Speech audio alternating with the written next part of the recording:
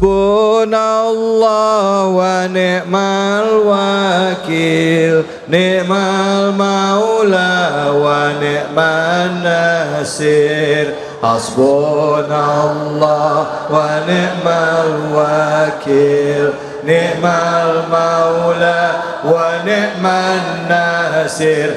Hasbunallah wa ni'mal wakil, ni'mal maula wa ni'man nasir.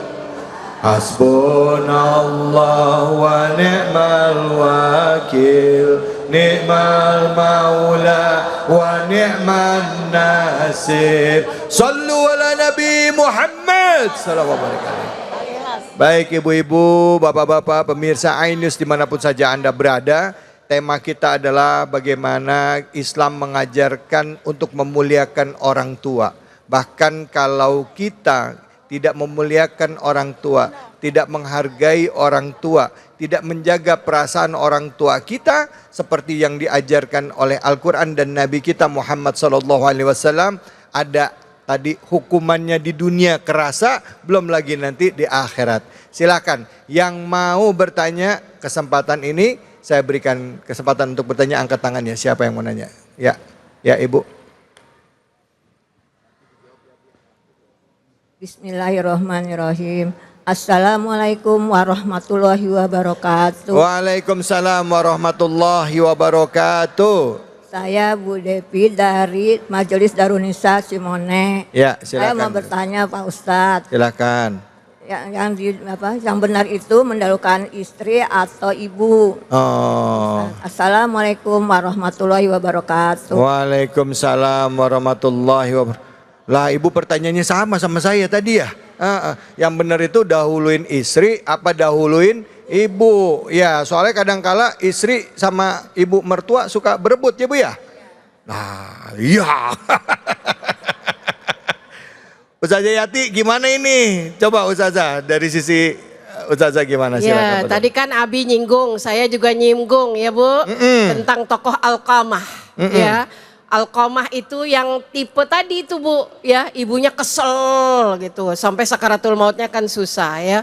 Nah ibu sekalian, pemirsa yang dirahmati Allah, seorang laki-laki itu tidak akan lepas tanggung jawab dari 4 perempuan. Ya, 4 perempuan ya. Yang pertama ibunya. Oh. Yang kedua istrinya. Yeah. Yang ketiga anak perempuannya. Yeah. Yang keempat saudara perempuannya. Makanya kita didik anak laki-laki itu punya tanggung jawab. Kalau memang nafkah yang pertama urutannya adalah istri, ketika orang tua membutuhkan nafkah, yang pertama sekali bertanggung jawab adalah anak laki-laki, bukan anak perempuan. Karena anak perempuan ikut suami. Tapi kalau anak laki-laki, dia adalah orang tua yang berhak mengikutinya sampai akhir. Jadi ketika ditanya, ya bagaimana anak saya? Makanya banyak ibu yang ngerasa anaknya diambil sama perempuan lain. Ya anak saya diambil Ustazah. Ada yang nyeletuk, betul katanya. Jadi mertua sama menantu kagak akur bi. Iya. Padahal ibu sekalian, pemirsa yang dirahmati Allah, Islam begitu harmonis. Lihat bagaimana Rasul Shallallahu Alaihi Wasallam memposisikan sahabat sekaligus para mertuanya, begitu indah ibu. Jadi kalau ada nafkah yang pertama urusan istri, kalau istrinya solehah mah ngomong, emak udah dibagi bang. Kalau rezekinya lagi pas-pasan ya baginya nggak apa-apa, pas-pasan juga. Kalau rezekinya lagi banyak apalagi. Jadi tidak ada pengabaian pada orang tua. Orang tua kalau nggak dibagi sama anak jangan baper. Karena tugas kita mah memang diberi amanah oleh Allah, bukan minta balas jasa pada anak. Tidak ada anak yang sanggup membalas jasa orang tua. Kalau ibu minta balas jasa dari anak, kesian anaknya bu, kagak kuat. Makanya banyak anak belangsak. Betul? Udah ridho aja, doain aja ya Allah. Datangkan rezeki dari tempat lain. Karena apa bu? Bisa jadi anak kita ngebagi, sebelah kirinya bu manyun. Emak mulu emak. Padahal mah dia dapat lakinya kan udah utuh, udah ganteng tuh kayak Ustadz David. Ya Allah salli Muhammad. Kalau dia ngelihat dulu Ustadz David kecilnya ogah. Iya, Betul, Bu? Betul. Iya, makanya kalau dulu kami gantian. Ya, yang bagi ibu saya suami, yang bagi mertua saya. Tuh. Jadi apa Ibu? Kita rangkul semuanya. Ini mah kebanyakan terjadi ketimpangan itu kenapa? Karena kita lupa bahwa dua posisi ini jangan pernah terabaikan. Ustadz David ya tuh, contoh tuh Bu, kalau pergi jalan-jalan bukan cuma bininya yang dibeliin tas. Lah ini emak sama mantu ngajinya bareng. Lakinya habis jalan-jalan beli tas buat bininya doang. Ya Allah. Lah di pengajian biasanya duduk bareng lah minggir. Ya harus kalau beli tas buat istri, buat ibu juga. Jangan dibedain. Kalau buat istrinya, masya Allah bahannya adem, apa yang nyeplak di badan enak kayak ada kipas anginnya. Giliran buat mertuanya ya Allah dipakai ngaji gegaruk mulu. Maaf ya Bi.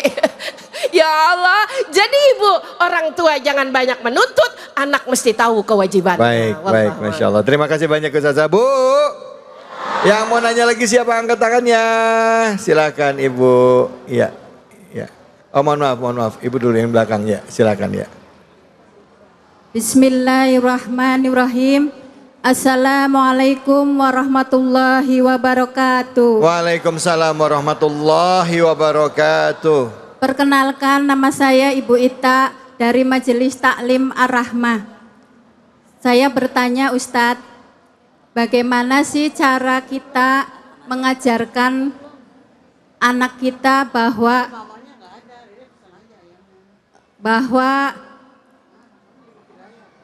berbakti kepada orang tua sampai akhir hayat itu penting. Terima kasih. Wassalamualaikum warahmatullahi wabarakatuh. Waalaikumsalam. Bu Ita, Bu grogi ya? Iya.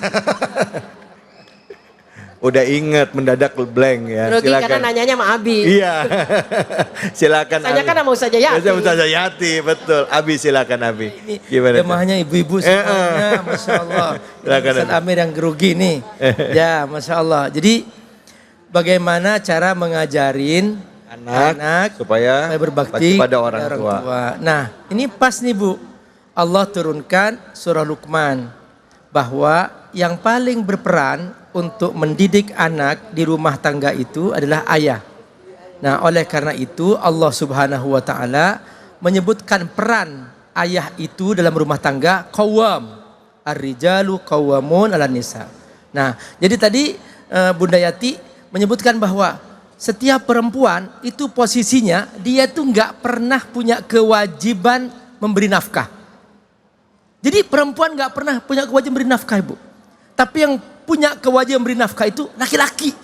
Makanya kalau lagi bagi-bagi harta warisan, ibu-ibu harus ridho bahwa laki-laki 2 kali lipat daripada perempuan. Karena ibu nggak dosa kalau ibu nggak ngasih nafkah. Yang dosa laki-laki. Nah, maka dia kalau dia laki-laki, maka dia bertanggung jawab pada saudari perempuannya. Kalau dia seorang suami, bertanggung jawab pada istrinya. Kalau dia seorang ayah, bertanggung jawab pada anaknya. Jadi semua itu laki-laki. Nah, karena itu Allah turunkan nih sampai kewajiban mendidik anak itu ayah. Sampai Allah turunkan surah Luqman. Nah, karena itu wahai para ayah yang di studio ini, di masjid ini nggak nampak ayahnya, itu ada beberapa ayah. Jadi dimanapun Anda berada, pemirsa Cahaya Hati Indonesia, wahai ayah, ayo Anda sebagai ayah didik anak. Kenapa kok akhir-akhir ini banyak anak rusak? Mereka jatuh dalam LGBT, jatuh dalam pergaulan bebas. Kenapa? Karena banyak ayah tidak hadir.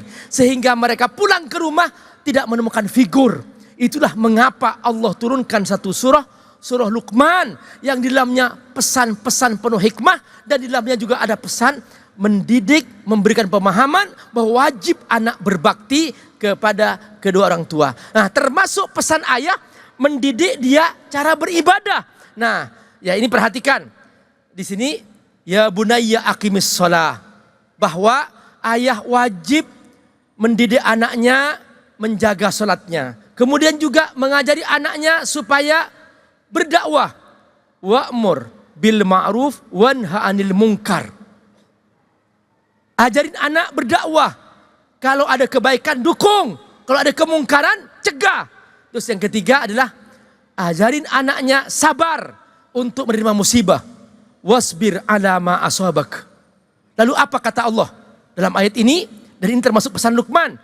Inna dzalika min azmil umur. Ini termasuk hal yang harus diperhatikan secara khusus. Pesan ayah, pesan ibu kepada anaknya. Ayo melibatkan diri bersama-sama, jaga anak kita. Sholatnya juga berdakwah, juga sabar menerima musibah. Karena setiap kehidupan kita, Bapak Ibu, tidak pernah lepas dari tiga. Pertama, kita wajib beribadah kepada Allah. Kedua, kita wajib berdakwah. Ketiga, kita wajib bersabar menerima ujian Allah Subhanahu wa ta'ala. Setelah itu, ayah wajib berpesan tentang akhlak. Jangan sombong, wala tusair khaddaka linnas. Jangan merasa gagah, wala tamshi fil ardi maraha. Kenapa? Karena Allah tidak suka kepada orang-orang yang sombong. Innallaha la yuhibbu kulla mukhtalin fakhur. Jadi ini semua peran ayah. Dan semua ini termasuk satu kesatuan untuk mendukung bisa membuat seorang anak berbakti kepada kedua orang tua. Orang tua, Masya Allah Habib. Baik, Alhamdulillah Bu. Sudah terjawab ya Bu ya. Ini Ibu sambil mendengar sambil terkesima ya. Ternyata bahwa saat ini banyak suami di dalam rumah tangga ya yang memang tugasnya hanya mencari nafkah tapi belum hadir di dalam rumah. Ya, padahal tugas seorang tua ini termasuk buat saya juga mengingatkan diri saya bapak-bapak yang ada di rumah juga bahwa kita sebagai orang tua, khususnya suami punya tanggung jawab untuk mendidik anak-anak kita. Jadi Bang David sesibuk apapun, ada 5 menit pulang, ya. Pandang istri, kecup keningnya, sempatkan. Ya. Pertama kali Bang David pulang ke rumah, peluk istri, ucapkan, uhibbuk fillah, aku cinta padamu karena Allah. Itu luar biasa. Itu luar biasa. Engagement tak terhingga bagi seorang ibu. Ibu bukan hanya butuh uang ya Bu ya. Butuh perhatian ya Bu ya. Masya Allah. Iya. Ini kebanyakan kita yang meluk Bi. Iya. Ibu. Allahu Akbar. Silakan yang mau bertanya lagi Ibu. Silakan nama dan pertanyaan ya. Bismillahirrahmanirrahim. Assalamualaikum warahmatullahi wabarakatuh. Waalaikumsalam warahmatullahi wabarakatuh. Izin bertanya Pak Ustadz, Ibu Ustazah. 70 tahun lebih yang lalu orang tua mendidik kita keras, kesannya jahat, kejam. Seperti kalau kita tidak mengaji tidak boleh makan malam. Nah, pertanyaan saya adalah sehubungan kesempatan ini. Apabila orang tua berkelakuan seperti jahat, keras mungkin keras, ya, keras kali ya. Kejahatan. Karena kan yang disuruh kan ngajinya kan benar, cuman caranya keras pola asuhnya begitu ya Bu ya. Apakah boleh kita menerapkan kepada cucu-cucu kita di masa yang akan datang? Karena terlihat sekarang ini beda dengan kita zaman dulu, anak-anak turun, cucu-cucu sekarang dia lebih kritis. Terima kasih. Wassalamualaikum warahmatullahi wabarakatuh. Waalaikumsalam. Ibu namanya siapa Ibu? Maaf saya lupa memperkenalkan nama saya. Ibu Juliana. Ibu Juliana, makasih Ibu Juliana. Makasih. Ini zaman sekarang memang beda pola asuhnya Bu.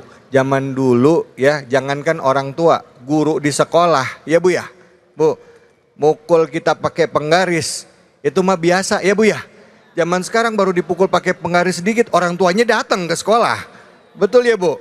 Betul. Nah ini pola asuh nih Ustazah. Gimana kalau dulu orang tua pola asuhnya keras, boleh nggak kita terapin pola asuh yang keras itu kepada anak atau cucu kita di zaman sekarang? Silakan Ustazah. Baik, pemirsa Cahaya Hati yang dirahmati Allah di seluruh penjuru tanah air dan ibu-ibu yang hadir di sini. Jangan mendidik anak dengan pola asuh balas dendam. Dulu kita dikerasin, sekarang kerasin nama anak. Dulu kita dikerasin nama orang tua kita, berhasil orang tua kita. Dipelototin nama orang tua kita, kita nunduk. Kalau anak sekarang dipelototin, melotot lagi. Zaman sekarang tuh. Makanya, Bu, Ya. kata Sayyidina Ali, didiklah anakmu sesuai dengan zamannya. Nggak bisa anak sekarang dikerasin, Bu. Makanya nih viral juga 2 pola asuh. Yang satu pola asuh POC namanya. Apa itu? Ibu kenal POC? Kenal. Keras, kejam, nggak ada kata tidak. Akhirnya anak-anak jauh dari orang tua. Anak-anak kurang lembut perasaannya. Ada lagi pola asuh gentle. Semuanya dengan kelembutan, akhirnya anaknya jadi lebay. Alay. Jadi apa Ibu? Tarik ulur. Ibu, Allah Al-Latif, tapi di sisi lain ada sifat qahar yang dimiliki Allah. Ada saatnya kita tegas, tegas bukan keras, Bu. Di dalam surah Luqman itu ada yang harus konsisten tentang tauhid, tapi ketika berurusan dengan manusia, kata Abi tadi, wala tusair khaddaka linnas. Kalau jalan, jangan membusungkan dada, Nak. Itu bukan jalan orang benar. Bumi ini tempat berjalannya rakyat dan pejabat, orang miskin dan orang kaya, orang biasa dan orang punya pangkat. Nggak boleh ada yang sombong, Nak. Itu pesan surah Luqman.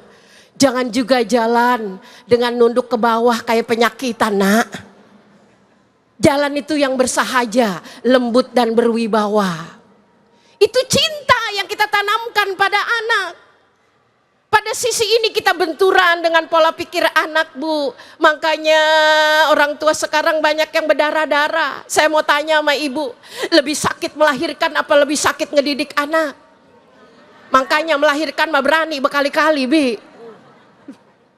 Habis beranak hilang sakitnya. Tapi begitu dilukai anak, tadi kata Abi, bukan di sini lagi sakitnya, Bi, di seluruh penjuru tanah air. Terasa Ibu, kenapa? Sekarang kita jadi orang tua harus banyak belajar dengan situasi saat ini. Kita harus yang lebih banyak mengerti mereka karena apa? Karena orang tua mah dadanya udah lebar. Sabarnya udah luar biasa. Makanya tiap tahun teh ngejahit, lingkar pinggangnya sama, lebar dadanya yang nambah.